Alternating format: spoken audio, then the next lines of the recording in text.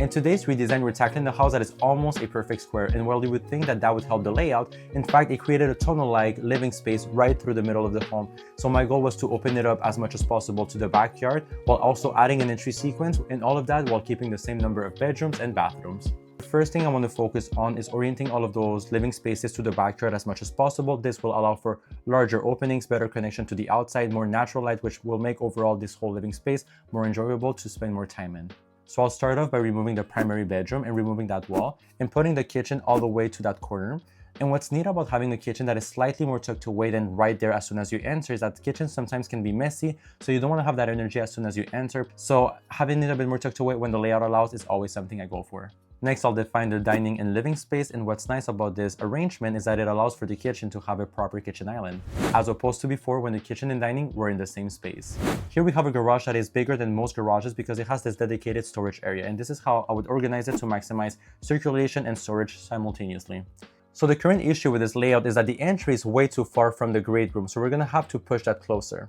So what I would suggest is to dig into the square footage of the house and give that back to the front of the house, and then have the entry closer to the great room.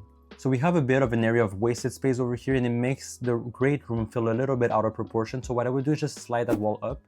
And now let's clear the sleeping quarters. Now I'm going to bring you back to the original floor plan, where you can see you have two little hallways and you also have this huge storage area on the garage.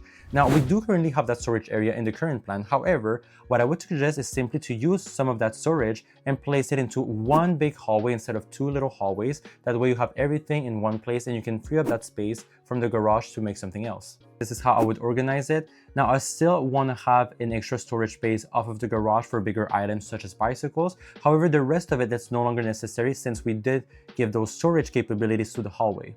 Now let's start dividing up the left side of the house. From here I would push the TV wall from the great room slightly to the left. This will allow for the master bedroom to have a proper entry off of the hallway, and this does not compromise at all the expansiveness or the circulation of the great room. Just for reference, between the back chairs of the dining room and this console table in the living room, there's 4 feet of clearance, so you do have ample space to go around the great room. Now, a little thing that had been nagging on me is how the right side of the house is not aligned with the left side of the house. So what I would do is just increase the square footage of the home just ever so slightly, just so those two walls align perfectly together. Now, the next slide is a big jump, and this is how I would organize this entire section of the house. Here, what I like is that I created as much separation from the master bedroom from the secondary bedrooms. As you can see, you have the master closet and the laundry room, as well as this common powder room that is acting as buffer between the primary bed and the secondary bedrooms.